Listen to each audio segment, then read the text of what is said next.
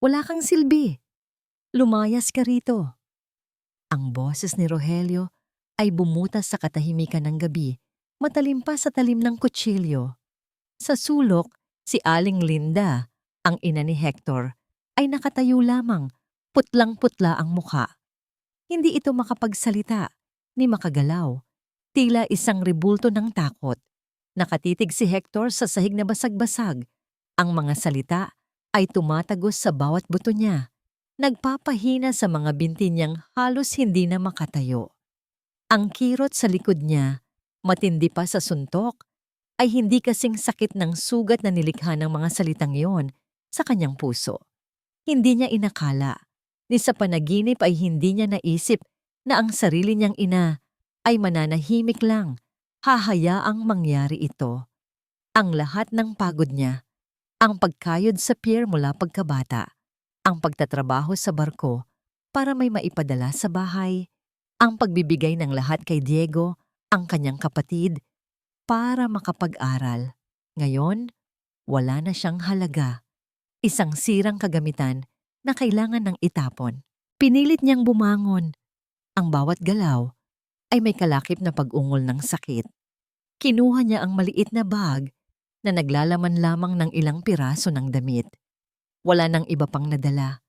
Ang lahat ng pinaghirapan niya ay naiwan sa loob ng bahay na yon, kasama ang dignidad na tila nilamon na ng dilim. Huminga siya ng malalim, pilit na pinipigilan ang luhang nagbabanta ng bumagsak. Sana'y hindi ka na bumalik. Hirit pa ni Rogelio, itinulak si Hector palabas ng pinto. Ang malamig na hangin ng habagat ang sumalubong sa kanya, kasama ang malakas na buhos ng ulan. Bumagsak ang tubig mula sa langit, tila umiiyak din para sa kanya. Tumalikod si Aling Linda. Ayaw siyang tingnan sa mata. Ang pagsara ng pinto ay parang tunog ng hukay na sinasara. Isang malakas na tunog na bumura sa kanyang pag-asa, sa kanyang buhay.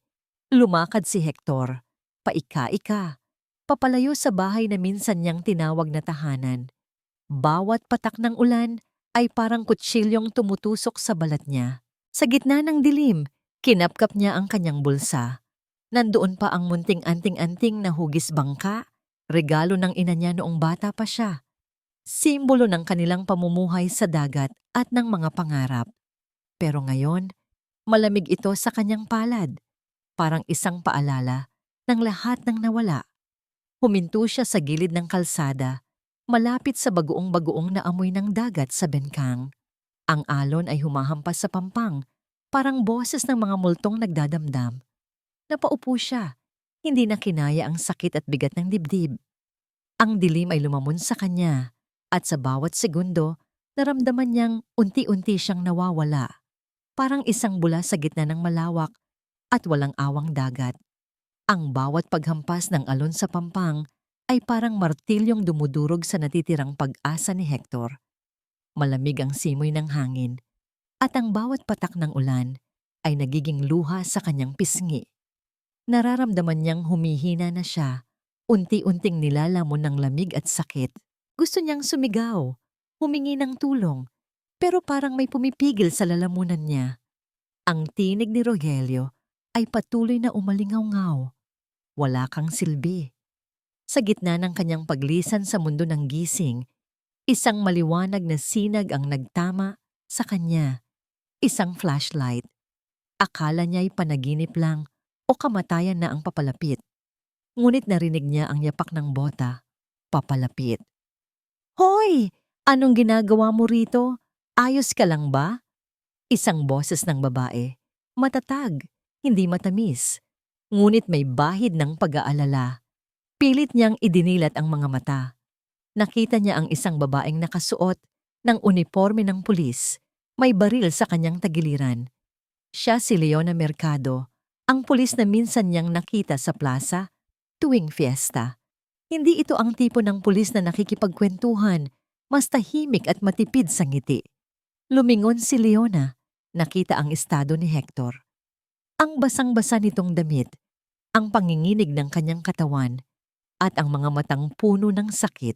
Walang sabi-sabi, Hinubad ni Leona ang kanyang makapal na jacket at ipinantakip kay Hector kahit pa mabasa ang uniforme niya. May tama ka sa likod, mahina nitong sabi habang sinusuri ang likod ni Hector ng maingat. Kailangan mong dalhin sa ospital. Tatawag ako ng ambulansya. Habang naghihintay sila, nararamdaman ni Hector ang lamig na unti-unting lumalalim. Pilit niyang idinidilat ang kanyang mga mata. Ayaw sumuko. Ngunit ang sakit ay unti-unting lumalamon sa kanyang ulirat. Nagulat siya nang maramdaman niya ang isang kamay na humawak sa kanya. Ang kamay ni Leona. Hindi nito pinisil, hindi nito hinigpitan, pero ang init ng palad nito ay lumagos sa kanyang balat. Isang init na hindi niya naramdaman mula pa noong gabing iyon. Hindi ito init mula sa kumot, kundi init mula sa isang estranghero na nagmamalasakit. "Huwag kang bibitaw, kuya," bulong ni Leona, malapit sa kanyang tainga. "Andito lang ako. Hindi ka basura. Tao ka." Ang mga salitang iyon ay tumimo sa puso ni Hector. Hindi ka basura. Tao ka. Sa gitna ng dilim at ng kanyang pagkalugmok, ang mga salitang iyon ang naging tanging ilaw. Nang dumating ang ambulansya, pilit niyang tiningnan si Leona. Ang matatag na babae ay tumangulang at doon niya naramdaman ang isang kakaibang pangako. Nang buhatin siya papasok sa ambulansya, hindi niya na alam kung makikita pa niya ito muli. Ngunit ang init ng kamay ni Leona at ang kanyang mga salita ay nanatiling nakaukit sa kanyang isipan. Isang munting ilaw sa pinakamadilim na gabi ng kanyang buhay. Ang mga araw sa ospital ay mabagal at masakit. Bawat paggalaw ay nagdadala ng kirot at ang bawat gabi ay puno ng alaala ng gabing siya'y pinalayas. Ngunit sa gitna ng lahat ng ito, ang mga salita ni Leona ay parang anting-anting, patuloy na bumubulong sa kanyang isip. Hindi ka basura, tao ka. Iyon ang tanging pinanghahawakan niya. Isang hapon, habang nagpapahinga siya, nakita niya si Leona. Nakasuot ito ng civilian clothes at may dala itong maliit na plastic bag. Hindi ito nagtagal. Tahimik lang nitong inabot ang ilang gamot at prutas at nagtanong kung may kailangan pa siya. "Salamat, Ma'am Leona," mahina niyang sabi. Pakiramdam niya'y may utang na loob siya na hindi kayang bayaran. "Huwag ka nang mag-Ma'am Hector. Leona na lang," sabi nito. At sa unang pagkakataon, nakita niya ang isang bahagyang ngiti sa labi nito. "Gagaling ka. Mayroong trabaho na naghihintay para sa'yo kapag kaya mo na. Sa kooperatiba ng mga mangingisda, hindi mabigat. Magsa-schedule ka lang ng mga bangka at magtatala."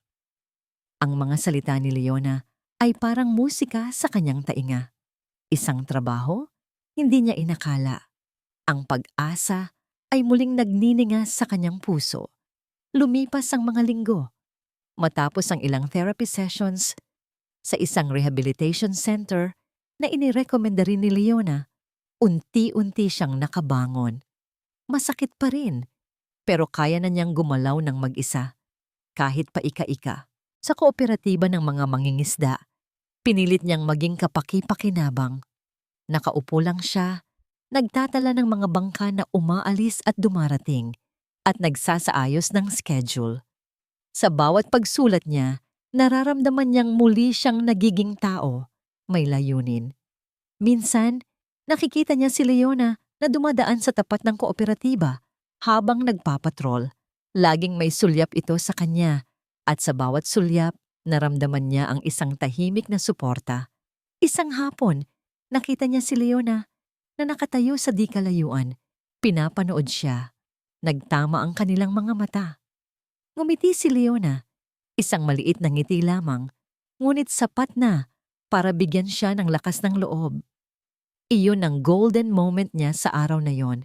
Isang simpleng ngiti na nagpapatunay na may nagmamalasakit pa rin sa kanya.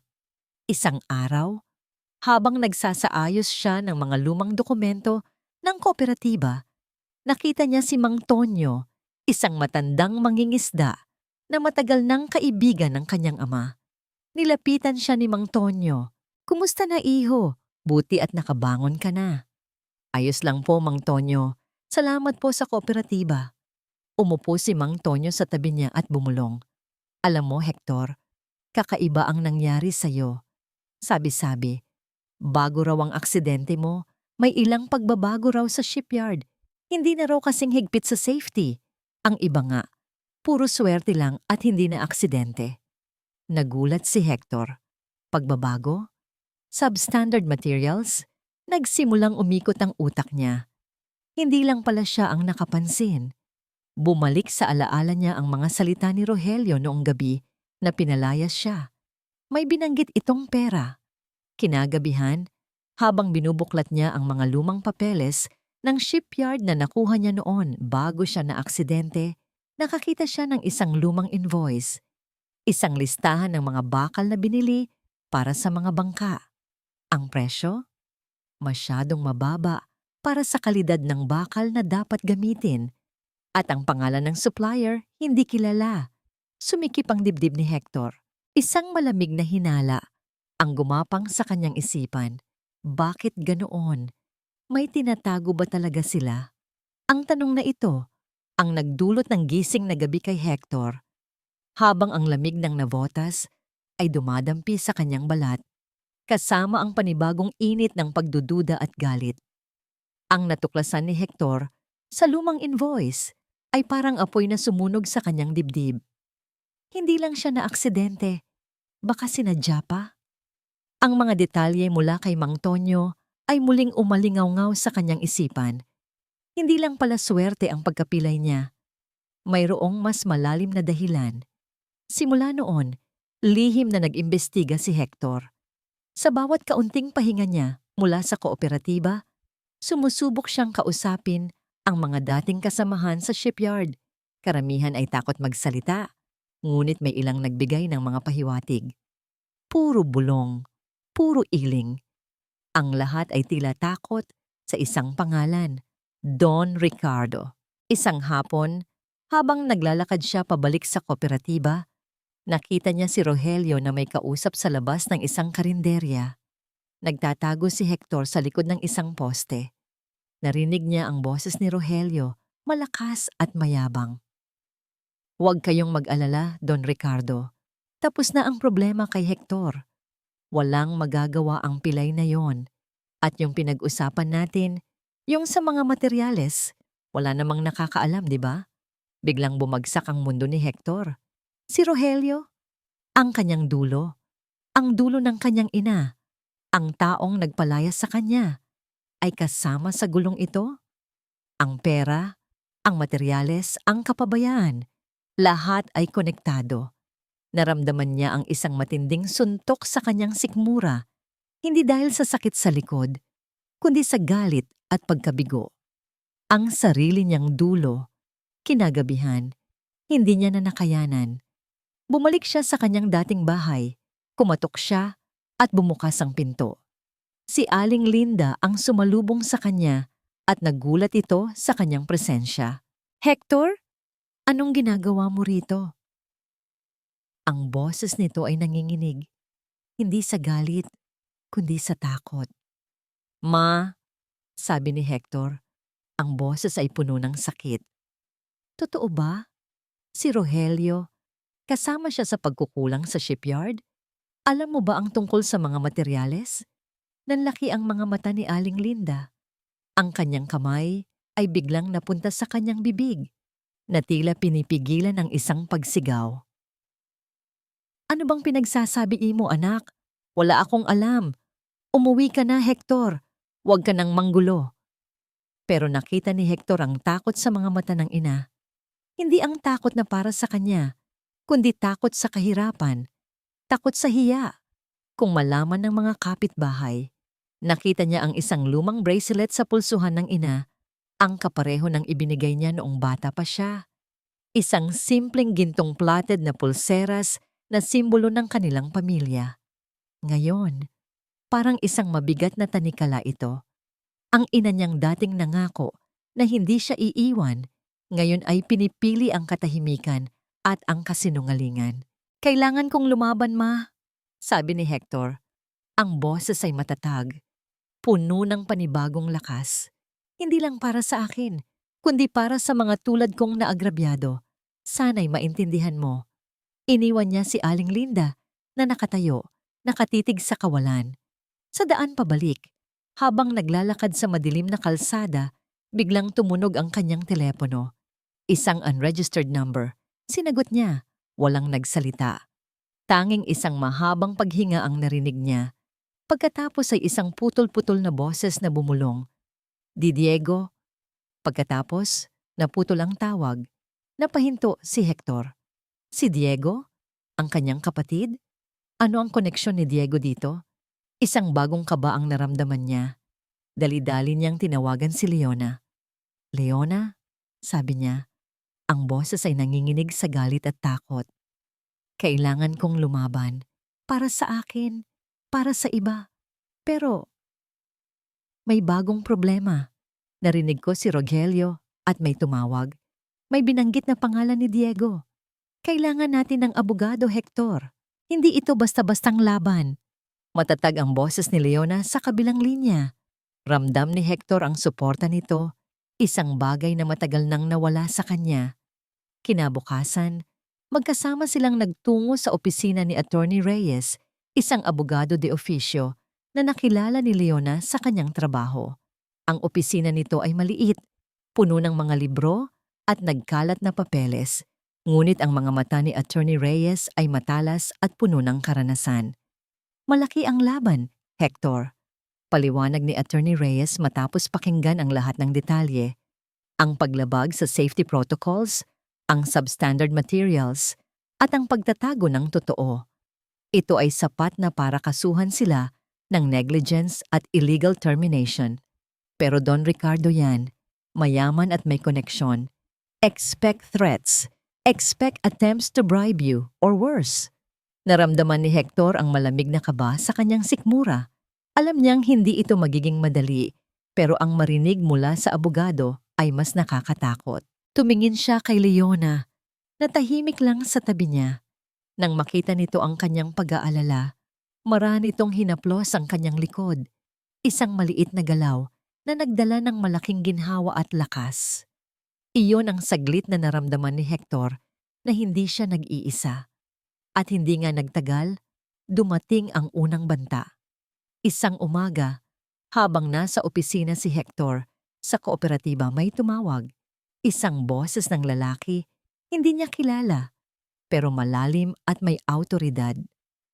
Hector de la Cruz, hindi ba? Maraming mata ang nakamasid sa iyo. Huwag mong sirain ang mga koneksyon mo. Huwag mong idamay ang mga taong malapit sa iyo, lalo na ang mga pulis. Nagyelo ang dugo ni Hector. Ang banta ay hindi lang para sa kanya, kundi para kay Leona. Sumikip ang dibdib niya. Pagkatapos ng ilang araw, habang pauwi si Leona galing sa duty, may sumalubong sa kanyang isang kasamahan sa station. Leona, pinapatawag ka ni Kapitan. May bisita ka raw na interesado sa iyo. Sa opisina ng kapitan, nakita niya si Don Ricardo, ang may-ari ng shipyard. Nakangiti ito, ngunit may kakaibang kinang sa mga mata. Miss Mercado, magandang gabi. Nabalitaan kong may pinoprotektahan kang isang dating trabahador ko. Hector, tama ba? Naramdaman ni Leona ang init sa kanyang mukha. Parte po ng trabaho ko, sir. Panatilihin ang kaayusan at tulungan ang mga nangangailangan. Oo nga naman. Professional. Don Ricardo chuckled, his eyes lingering on her. Pero minsan, mas maganda kung discreet lang tayo, di ba? Maraming pwedeng mangyari sa mga taong masyadong matapang. Nag-abot ito ng maliit na sobre. Para lang sa iyong kape. Huwag kang mag-alala. Maganda kang babae, Leona. Maraming pwedeng tulong na dumating sa'yo. Mariin itong tinanggihan ni Leona. Salamat po, Don Ricardo, pero ginagawa ko lang po ang tama. Nagngingit-ngit ang kalooban ni Leona. Alam niyang sinubukan siyang suhulan at banta na rin kay Hector.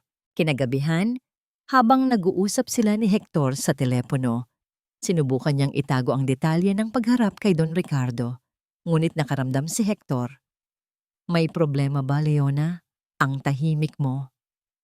Wala naman, Hector. Napagod lang sa duty. Ngunit nalaman din ni Hector.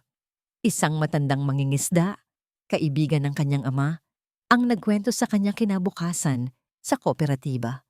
Nakita ko si Don Ricardo sa presinto kagabi. Hector, may binigay raw na sobre kay Ma'am Leona. Ingat kayo. Naramdaman ni Hector ang galit. Hindi lang siya ang target, pati si Leona. Sa pag-uwi niya, dumaan siya sa mailbox ng kooperatiba para kunin ang mga sulat. Sa gitna ng mga bayarin, may nakita siyang isang plain white envelope. Walang sender. Binuksan niya, isang piraso ng papel. Sa sulat kamay isang simpleng mensahe. Itigil niyo na. Mas marami kayong idadamay. Ang mga mahal niyo sa buhay, hindi ligtas.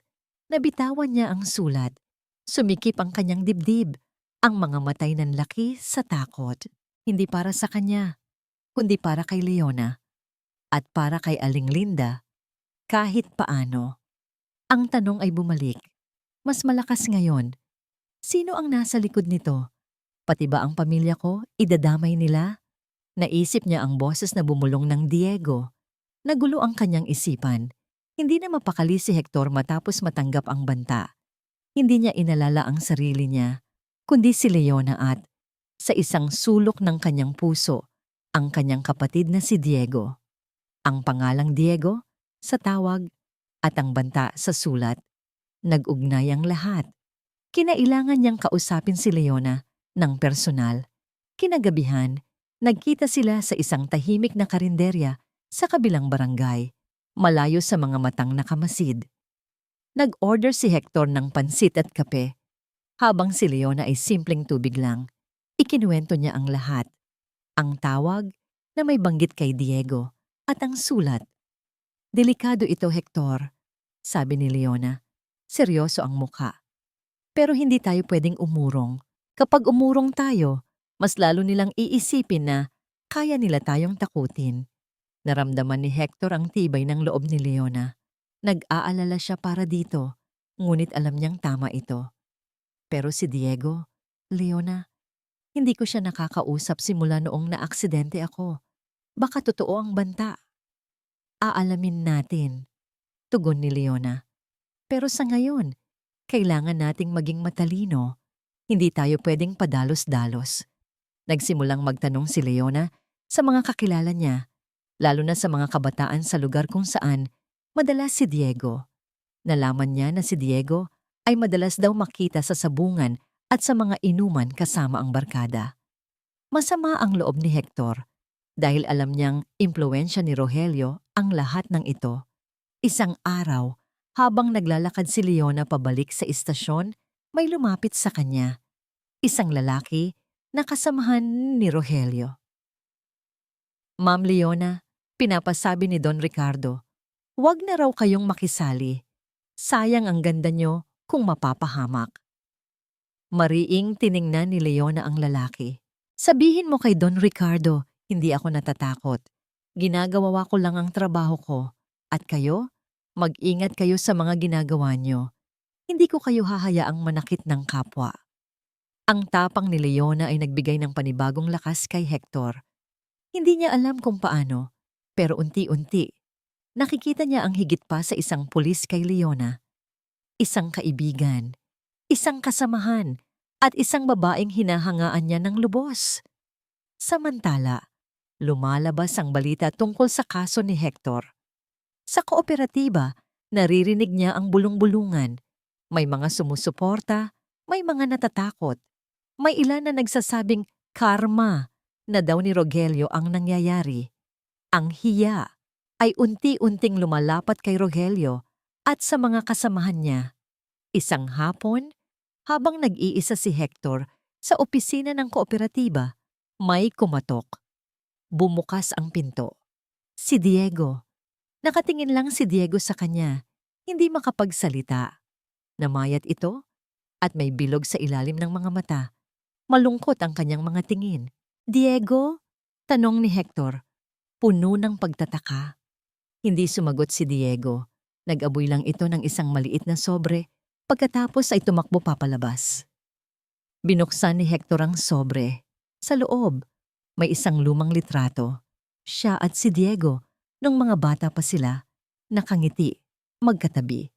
At sa likod ng litrato, may nakasulat sa maliit na sulat kamay. Ate Luz, tanungin mo si Mang Ben. Muling bumilis ang tibok ng puso ni Hector. Sino si Ate Luz? At bakit Mang Ben? Tila isang bagong palaisipan ang ibinigay sa kanya ni Diego, isang piraso ng puzzle na maaring magbigay linaw sa buong kaso. Sino ang Ate Luz na ito at anong alam niya? Ang pangalang Ate Luz at Mang Ben ay umalingaw-ngaw sa isip ni Hector. Sino sila? Anong koneksyon nila sa kaso? Ang litrato nila ni Diego noong bata pa ay nagbalik ng mga alaala, ngunit ang mga pangalang iyon ay hindi pamilyar. Kinailangan niyang kausapin si Leona. Kinabukasan, ipinakita ni Hector kay Leona ang litrato at ang sulat sa likod. Seryosong pinagmasdan ni Leona ang mga detalye. Mang Ben, bulong ni Leona. Tila may naalala. May kilala akong Mang Ben sa palengke. Matanda na, dating trabahador sa shipyard, pero umalis daw matapos magkasakit. Baka siya yon. Nagliwanag ang mukha ni Hector. Isang lead. Mabilis silang nagtungo sa palengke. Hindi nagtagal, nakita nila si Mang Ben. Isang matandang lalaki na payat at may ubo. Nagtitinda ng isda. Nilapitan nila ito. Mang Ben, kami po yung naghahanap ng impormasyon tungkol sa shipyard at kay Don Ricardo. Diretsong sabi ni Leona. Nagulat si Mang Ben at nag-aalala ang mukha nito. Bakit bait? Anong alam ko? Ang alam po namin, may connection kayo kay Ate Luz at alam ninyo ang totoo sa shipyard, Hector added, showing him the picture. Napatingin si Mang Ben sa litrato at biglang lumungkot ang kanyang mga mata. Si Luz, bulong nito. Wala na si Luz. Namatay siya ilang taon na ang nakakaraan. Nagulat sina Hector at Leona. Namatay? Pero bakit pa binanggit ni Diego ang pangalan nito? Si Luz, anak ko. Patuloy ni Mang Ben, ang boses ay nanginginig. Nagtatrabaho rin siya sa shipyard noon. Siya ang dating sekretary ni Don Ricardo. Alam niya lahat ng katiwalian sa opisina. Ikinuwento ni Mang Ben ang sikreto ni Ate Luz. Bago mamatay si Luz, ibinilin niya kay Mang Ben na itago ang isang box ng mga dokumento. Mga dokumento na naglalaman ng ebidensya ng korupsyon sa shipyard, mga pekeng invoice, mga resibo ng suhol, at mga memo tungkol sa substandard materials. Nagawa raw ito ni Luz dahil sa galit kay Don Ricardo na nakuha pa raw nitong palitan ang kanyang kapalit sa opisina na pinagsamatalahan at pinag-initan nito. Natatakot si Mang Ben noon, kaya't itinago lang niya ang mga ito. At si Diego? Tanong ni Hector. Si Diego, binata pa yan. Minsan nakikita niya ako na kinakausap ni Luz noon. Narinig niya ang ilang detalye. Siguro, naaalala niya ngayon. Paliwanag ni Mang Ben. Kinuha ni Luz ang mga dokumento na yon dahil gustong-gusto niyang ilantad ang katotohanan. Pero, naunahan siya ng sakit. Kaya na lang, ang bilin niya sa akin, kapag may lumaban sa kanila, ibibigay mo ito. Dali-daling sinamahan ni Mang Ben sina Hector at Leona sa kanyang maliit na bahay. Sa ilalim ng kanyang kama, may isang lumang kahon. Binuksan niya. Puno ito ng mga papeles, mga ebidensya na kayang ibagsak si Don Ricardo. Naramdaman ni Hector ang tibok ng kanyang puso. Ito na. Ito na ang hinahanap niya. Ngunit may isang bagay na nagpakaba kay Leona. Isang lumang sulat. May petsa na ilang taon na ang nakakaraan. Sulat ito ni Luz na nakasaad na may natuklasan din siyang kakaiba tungkol sa isang matagal ng aksidente sa shipyard. Isang aksidente na sinubukan ding takpan ni Don Ricardo. Isang aksidente na kahawig ng nangyari kay Hector. Naramdaman ni Leona ang isang kakaibang kutob. Hindi lang pala si Hector ang biktima. Marami na pala. Sa mga kamay ni na Hector at Leona, ang lumang kahon ni Ate Luz ay hindi lang basta papeles. Ito ay pag-asa. Ito ay armas. Naglalaman ito ng mga lihim ni Don Ricardo, ang mga kasinungalingan at katiwalian na sinubukan niyang ibaon sa limot. Dali-dali silang nagbalik sa opisina ni Attorney Reyes. Iniabot nila ang kahon. Maingat na inisa-isa ni Attorney Reyes ang mga dokumento. Ang kanyang mukha ay nagpapakita ng pagkabigla, pagkatapos ay ng determinasyon.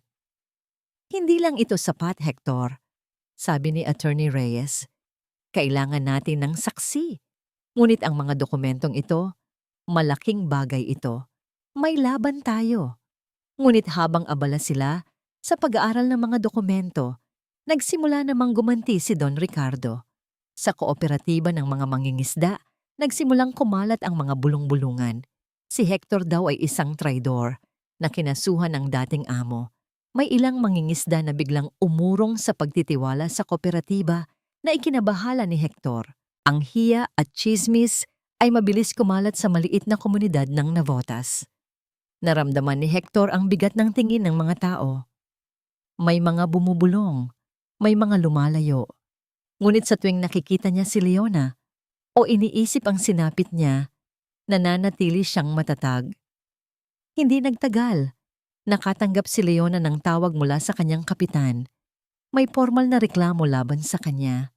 Masyado raw siyang involved sa kaso ni Hector at posibleng makaapekto ito sa kanyang propesyon. Pinagsabihan siya na lumayo sa kaso kung ayaw niyang masuspinde. Hindi ko sila hahayaan, Hector, Leona said, her voice firm despite the threat. Hindi ako natatakot. Alam kong tama ang ginagawa natin. Ang lakas ng loob ni Leona ay naging inspirasyon kay Hector. Hindi lang siya nag-iisip para sa kanyang sarili, kundi para sa katarungan. Muli, naramdaman ni Hector ang isang kakaibang koneksyon kay Leona, isang koneksyon na lumalalim sa bawat pagsubok na kanilang kinakaharap. Sa kabilang banda, si Rogelio ay naging mas agresibo. Nabalitaan ni Hector na nagpupunta raw ito sa sabungan at pinagsasabi sa mga tao na ginagamit lang daw ni Hector si Leona para sa pera. Pininturahan din daw nito na si Hector ay nagiging mayabang na matapos magkaroon ng tulong mula sa pulis. Ginagamit ni Rogelio ang hiya at inggit ng ibang tao laban kay Hector. Isang hapon, habang naglalakad si Hector pabalik sa kooperatiba, may nakita siyang nakapaskil sa pader, isang malaking poster na may larawan niya. At sa ilalim ay nakasulat ang "Traidor, inutil, walang utang na loob." Ibinagsak ang poster sa gitna ng plaza para makita ng lahat. Naramdaman ni Hector ang mainit na dugo sa kanyang mga ugat. Napakababa ng tingin sa kanya. Wala siyang silbi. Traidor. Inutil. Ang mga salita ay bumalik. Kasing sakit ng suntok sa kanyang dignidad. Pero hindi na siya ang dating Hector. Ngayon, siya ay lalaban. Kinagabihan, hindi na nakatulog si Hector. Ang mga salita, ang poster, ang tingin ng mga tao, lahat ay gumulo sa kanyang isipan. Ang pakiramdam ng pagiging inosente ngunit hinuhusgahan. Ngunit sa gitna ng kanyang pag-iisip, biglang naalala niya ang isa pang dokumento na nakita niya sa kahon ni Ate Luz. Hindi ito direktang tungkol sa shipyard, kundi isang lumang memo mula sa barangay. Isang memo tungkol sa isang kasunduan sa lupa sa likod ng lumang pier kung saan nakatayo ang ilang maliit na karinderya at bahay, kabilang ang dating bahay ni Hector. Mayroon daw development plan doon at may kailangang ayusin ang mga residente. At ang pangalan ni Rogelio, nakita niya, ay nandoon. Nagliwanag ang mga mata ni Hector. Ito kaya ang rason? Hindi lang pala pera mula sa shipyard, kundi may iba pa. Ang kanyang isip ay nagsimulang magkonekta ng mga tuldok. Ang lupain, ang pagpapalaya sa kanya. Baka hindi lang sa kanya ang galit ni Rogelio, kundi sa kanilang lupain din. Ang natuklasan ni Hector tungkol sa memo ng barangay ay nagpaliwanag ng marami. Hindi lang pala ang aksidente niya ang pinagmulan ng lahat, kundi ang lupain. ang lumang lupa sa likod ng pier, kung saan nakatayo ang kanilang bahay at ang ilang karinderya. Nagkaroon ng bagong linaw ang mga galaw ni Rogelio. Agad niyang kinausap si Leona at Attorney Reyes tungkol dito. Attorney, may nakita po akong memo sa kahon ni Ate Luz tungkol po sa development plan sa likod ng pier at may pangalan po ni Rogelio doon. Nagulat si Attorney Reyes. Lupa, bakit hindi ito nabanggit noon? Kung totoo yan, Hector, mas malaki ang kasong ito. Hindi lang negligence, kundi posibleng fraud at land grabbing. Sinimulan nilang imbestigahan ang usapin sa lupa. Sa tulong ng mga koneksyon ni Leona sa barangay, nalaman nila na mayroong matagal ng usapin tungkol sa development project sa lugar na yon. Isang malaking resort o commercial complex daw ang itatayo. At si Rogelio, kasama ang ilang opisyal ng barangay na may impluwensya ni Don Ricardo, ang nasa likod ng pagpapaalis sa mga residente. Ito ang tunay na dahilan kung bakit niya gustong mawala si Hector, hindi lang bilang pabigat, kundi dahil humaharang siya sa kanilang plano sa lupa. Kinailangan nilang kumuha ng mas maraming ebidensya. Ngunit dahil nasa gitna na sila ng legal battle para sa aksidente ni Hector, naging doble ang pagsubok. Bukod pa rito, patuloy ang mga banta mula kay Don Ricardo. Isang gabi, habang naglalakad si Hector pabalik sa boarding house na tinutuluyan niya, may humarang sa kanya. 2 lalaki, malalaki ang katawan. Hoy, Hector! Hindi ka pa rin natututo? Ang sabi sa'yo, huwag nang manggulo. Banta ng isa. Naramdaman ni Hector ang takot, ngunit hindi na siya ang dating Hector. Wala kayong karapatang gawin to. Lalaban ako. Sasaktan na sana siya ng mga lalaki nang biglang may dumating na patrol car. Si Leona. Nakita niya ang mga lalaki at mabilis na bumaba sa sasakyan. Anong nangyayari rito? Matigas na tanong ni Leona. Agad na tumakbo ang mga lalaki. Tiningnan ni Leona si Hector, puno ng pag-aalala. Ayos ka lang ba, Hector? Ayos lang ako, Leona. Salamat. Sagot niya, habang unti-unting nawawala ang kaba. Kailangan nating mag-ingat. Mas nagiging delikado sila. Ang pangyayaring iyon ay nagpalalim pa sa ugnayan ni Hector at Leona. Hindi lang sila magkasama sa laban, kundi nagpoprotektahan na rin sila sa isa't isa. Naramdaman ni Hector ang isang kakaibang damdamin, isang bagay na higit pa sa pagkakaibigan.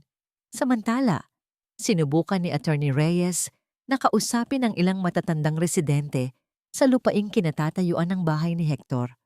Karamihan ay takot, ngunit may isang matanda, si Nanay Celia, na naglakas loob magsalita. Matagal na naming alam ang plano nila, iho, bulong ni Nanay Celia. Pero wala kaming magawa. May mga pinirmahan daw kami na hindi namin maintindihan. Alam kong si Rogelio ang pumilit sa amin noon. Nagbigay si Nanay Celia ng isang lumang papel, isang hindi kumpletong deed of sale para sa lupa, na may pirma ng ilang residente, kabilang ang pirma ng yumaong ama ni Hector. Ngunit may isang blangkong pirma sa bandang ibaba, ang pangalan ni Aling Linda. Nagliwanag muli ang pag-iisip ni Hector. Ito ang dahilan kung bakit tahimik si Aling Linda. Ito ang rason kung bakit siya pinalayas. Hindi lang dahil sa pilay, kundi para mas madaling maangkin ang lupain. Hindi lang siya ang biktima, kundi pati ang kanyang ama at ang buong komunidad. Kinailangan niyang makahanap ng paraan para maisiwalat ang katotohanan na ito. Hindi na lang para sa kanyang sarili, kundi para sa katarungan ng kanyang pamilya at ng kanyang mga kapitbahay. Ang susunod nilang hakbang ay ang lumaban hindi lang sa korte, kundi pati na rin sa mata ng publiko. Ang mga ebidensya mula sa kahon ni Ate Luz at ang mga impormasyon tungkol sa lupaing nakatayo ang kanilang bahay ay sapat na para magsimula ng malaking laban. Ngunit alam ni Hector at Leona na hindi lang sa korte ang laban na ito. Kailangan nilang kunin ang suporta ng komunidad. Nagsimula silang magpulong ng palihim sa bahay ni Nanay Celia, kasama ang ilang matatandang residente na naglakas loob na magsalita. Ipinakita ni Attorney Reyes ang mga dokumento at ipinaliwanag ang mga karapatan ng mga residente. Hindi kayo pwedeng paalisin basta-basta, paliwanag ni Attorney Reyes, lalo na kung may dayaan sa pirmahan ng papeles. Ang mga mukha ng matatanda ay nagpapakita ng pag-asa, ngunit may takot pa rin. Takot kay Don Ricardo, takot kay Rogelio. Sa kabila nito, nagkaroon ng malaking pagbabago sa loob ng pamilya ni Hector. Isang gabi, habang naglalakad siya pabalik sa kooperatiba, nakita niya si Diego, nag-iisa sa kanto, mukhang malungkot at may iniisip. Nilapitan niya ang kapatid. "Diego, ano bang nangyayari sa'yo?" Tanong ni Hector, puno ng pag-aalala. Hindi umimik si Diego. Yumuko lang ito. "Kuya, sorry po." Ikinuwento ni Diego ang lahat. Paano siya nilapitan ni Rogelio, binigyan ng pera, at inalok ng trabaho sa barko ni Don Ricardo. Kapalit ng pananahimik niya. Alam niya ang tungkol sa mga pekeng papeles sa lupa at ang plano ni Rogelio na paalisin ang lahat. Ngunit dahil sa takot at sa pangako ng magandang buhay, sumunod siya. Ang tawag niya kay Hector noon ay isang babala, hindi isang banta. "Pero kuya," patuloy ni Diego, ang boses ay nanginginig. "Narinig ko si Rogelio na may kausap. Binabalak daw nilang saktan si Ate Leona para umurong ka." Nagliwanag ang mga mata ni Hector sa galit. Hindi siya makapaniwala. Ang sarili niyang kapatid ay naging kasangkapan sa pananakit sa kanyang pamilya at sa taong nagbigay sa kanya ng ikalawang buhay. Ngunit mas nag-aalala siya para kay Leona. Agad siyang nagtungo sa istasyon at kinausap si Leona. "Leona, kailangan nating mag-ingat. Plano nilang saktan ka." Nagulat si Leona, ngunit nanatiling kalmado. "Salamat, Hector. Mayroon akong mga tauhan na magbabantay sa akin." Ngunit kinabukasan, isang pangyayari ang gumulat sa buong komunidad. Isang malaking truck ang biglang sumalpok sa harapan ng kooperatiba ng mga mangingisda. Hindi masyadong malaki ang pinsala, ngunit malinaw na sinadya. Isang mensahe. "Napakababoy talaga nila," galit na sabi ni Hector. "Ito ang paraan nila para takutin tayo, Hector," Leona explained, her eyes fixed on the damaged truck. "Pero hindi tayo susuko." Sa kabila ng mga banta at pananakot, nagkaroon ng isang hindi inaasahang kaganapan. Si Aling Linda, matapos marinig ang tungkol sa pag-atake sa kooperatiba at ang mga bulong-bulungan tungkol sa lupa, ay lumapit kay Hector. "Anak, totoo ba ang lahat ng naririnig ko?" Ang boses niya ay mahina, puno ng pagkabigla at takot. "Ang lupa natin, ang mga kapitbahay." Tiningnan ni Hector ang kanyang ina at ikinuwento ang lahat. Ang pangangamkam ni Rogelio, ang korupsyon ni Don Ricardo, at ang pagtatago ng totoo, at ang koneksyon ni Diego sa lahat. Naluha si Aling Linda. Kaya pala galit na galit si Rogelio sa'yo. Hindi lang dahil sa pilay mo, kundi dahil humaharang ka sa plano niya." Sa wakas, nagkaroon ng pag-unawa si Aling Linda. Ang takot sa kahirapan at hiya ay unti-unting napalitan ng galit sa pagtatago ng katotohanan. Ikinuwento niya kay Hector ang tungkol sa mga dokumento ng lupa na pinilit siyang pirmahan ni Rogelio noon, ngunit hindi niya naisama ang kanyang pangalan. "Hindi ko napirmahan ang lahat, anak," sabi ni Aling Linda. "Tinatakot niya ako pero hindi ko rin kayang ipagkanulo ang lupa na pinaghirapan ng ama mo." Iyon ang isang golden moment para kay Hector. Ang kanyang ina, sa wakas, ay nagpapakita ng lakas ng loob. Ito ang simula ng kanyang pagbabago at isang bagong pag-asa para sa kanila. Ang lupain, ang pag-asa, ngunit ang laban ay malayo pa. Sa mga bagong ebidensya mula sa kahon ni Ate Luz, sa testimonya ni Nanay Celia, sa pagsisiwalat ni Diego, at sa paglakas ng loob ni Aling Linda, naghanda sina Hector at Attorney Reyes para sa pinakamalaking laban, ang formal na paghaharap sa korte. Hindi lang ito tungkol sa aksidente ni Hector, kundi pati na rin sa katiwalian sa shipyard at ang tangkang pagkuha sa lupa ng mga residente. Ang balita tungkol sa nalalapit na paglilitis ay kumalat ng mabilis sa buong Nabotas. May mga nag-aalala, ngunit mas marami ang nagbigay ng suporta kay Hector at Leona.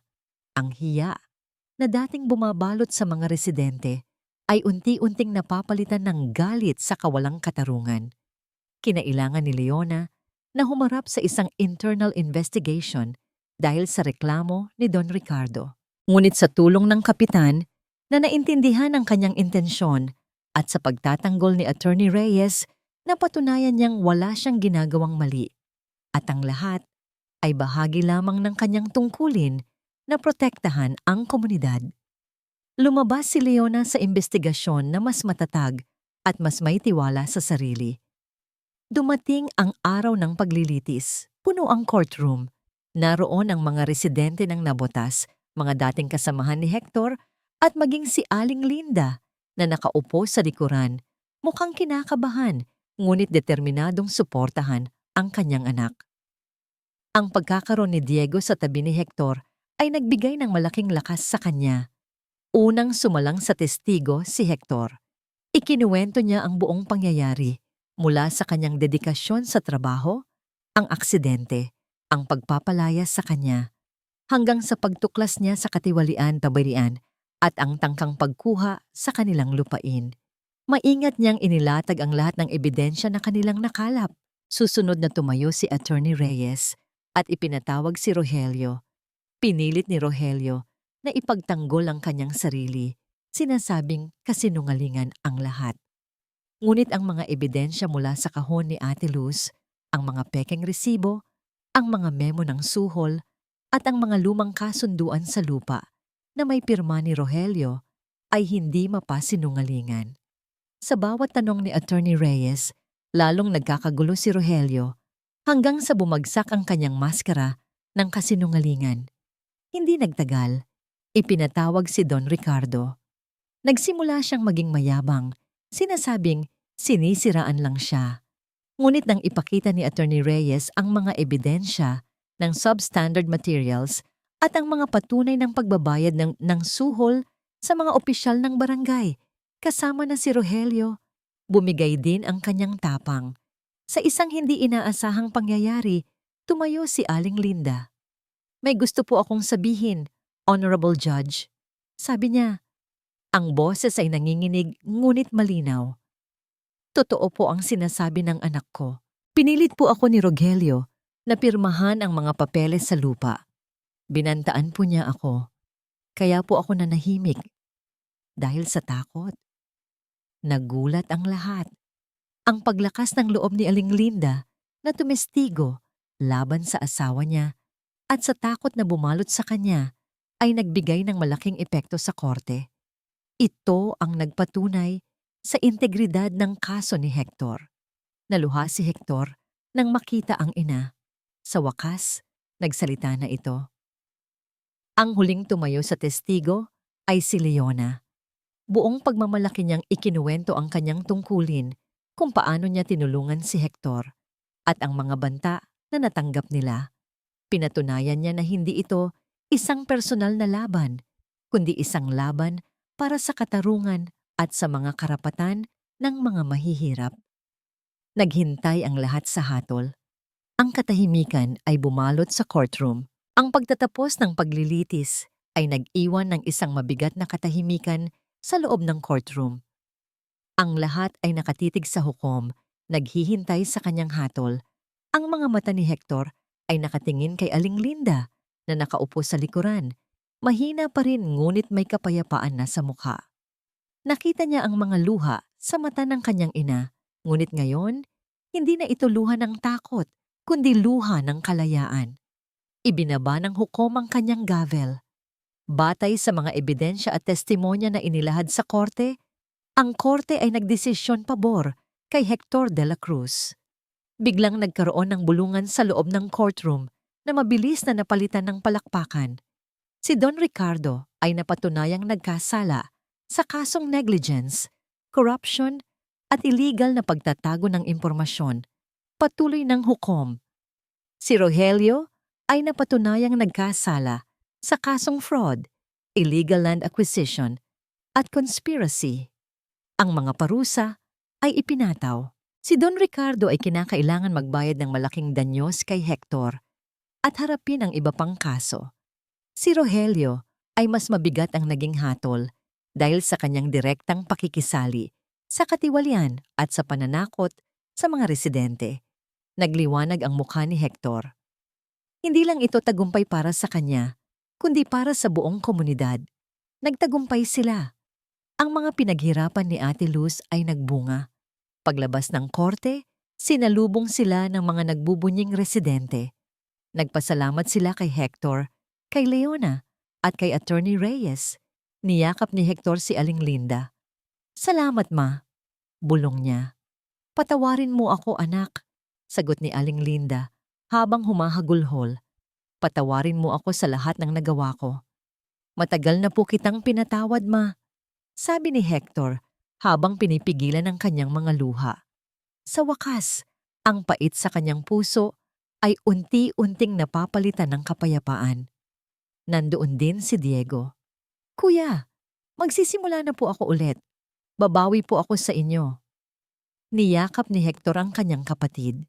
Ang pamilya, kahit nasira, ay unti-unting nagsisimulang magbuo muli sa ibang paraan. Samantala, si Rogelio, matapos ang kanyang hatol, ay tuluyang nawalan ng muka sa komunidad. Ang kanyang pangalan ay naging kasing kahulugan ng traidor at mandaraya.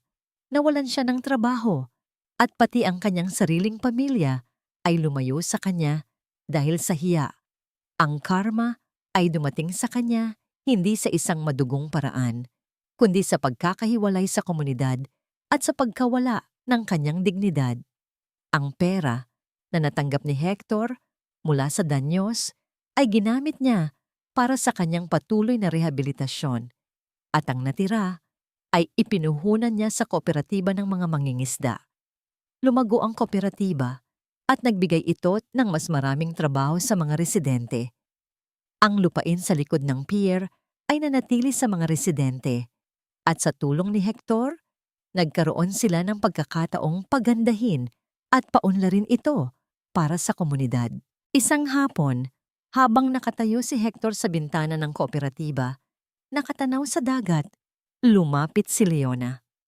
"Masaya ako para sa iyo, Hector," sabi nito. Ang boses ay puno ng sinseridad.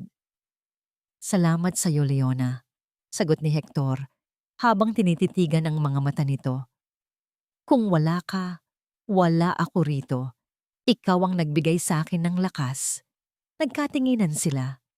Ang kanilang mga mata ay puno ng pag-unawa at isang malalim na koneksyon. Hindi na ito simpleng pagkakaibigan. Hindi na ito simpleng relasyon ng biktima at tagapagligtas. Ito ay pag-ibig na naitayo sa pagtitiwala, sa paggalang, at sa paglaban para sa katarungan. "Marami pa tayong laban, Hector," sabi ni Leona, bahagyang ngumiti. "Pero alam kong kaya natin." Ngumiti si Hector. "Kaya natin."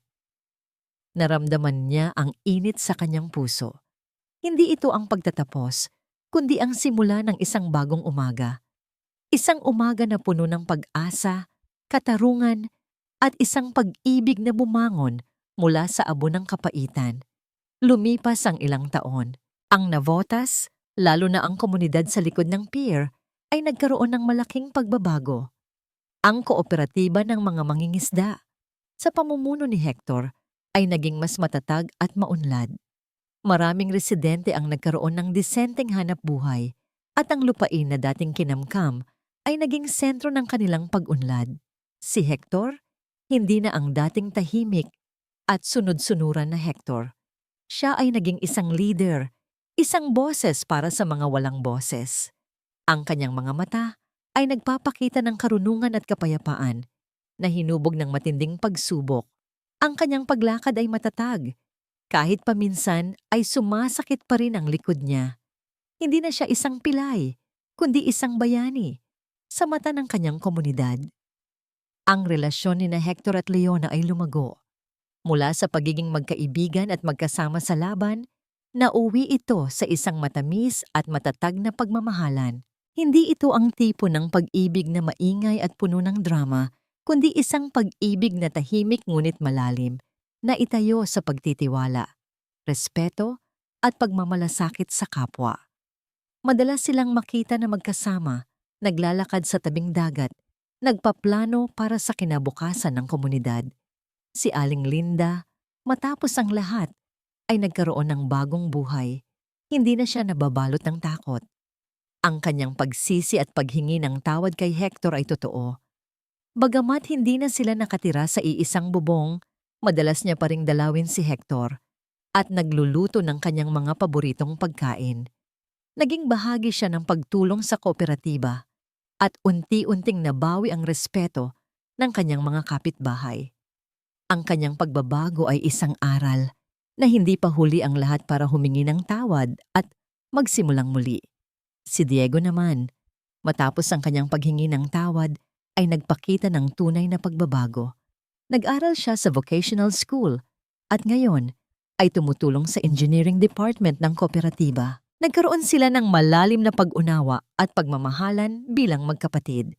Isang araw, habang naglalakad si Hector at Leona sa bago nilang bahay na itinayo sa kapirasong lupa sa likod ng pier, lupaing legal na sa kanila na ngayon, tanaw nila ang sunset sa Manila Bay. Mapayapa ang tanawin. Naalala mo pa ba, Hector, yung gabing nakita kita sa tabi ng dagat? Tanong ni Leona. Akala ko noon, isa ka lang sa maraming nasasaktan. Ikaw naman, akala ko, isang pulis lang na ginagawa ang trabaho niya. Sagot ni Hector, habang pinipisil ang kamay ni Leona. Pero ikaw ang naging ilaw ko, Leona. Ikaw ang nagturo sa akin na hindi ako basura, na may halaga ako. At ikaw ang nagbigay sa akin ng lakas na lumaban. Ang pagpapatawad? Oo, natagpuan ito ni Hector. Hindi niya kailangang kalimutan ng sakit, ngunit pinili niyang bitawan ang pait at galit. Pinatawad niya ang kanyang ina, at kahit si Rogelio, sa paraan na hindi na ito makakaapekto sa kanya. Ang tunay na pagpapatawad ay hindi para sa gumawa ng mali, kundi para sa sarili. Ang kapayapaan? Oo, natagpuan ito ni Hector. Sa piling ni Leona, sa pagtulong sa komunidad at sa pagkakaroon ng isang buhay na puno ng layunin. Hindi ito kapayapaan na walang problema, kundi kapayapaan na may kakayahang harapin ang mga problema ng may tapang. Ang aral? Ang buhay ni Hector ay isang patunay na ang tunay na lakas ay hindi nasa yaman o kapangyarihan, kundi sa integridad, sa kabaitan, at sa kakayahang manindigan para sa tama. Ang isang kamay na inabot sa tamang panahon ay maaaring magligtas ng isang buhay, at ang isang puso na bukas sa pag-ibig at katarungan ay maaaring magpabago ng isang komunidad.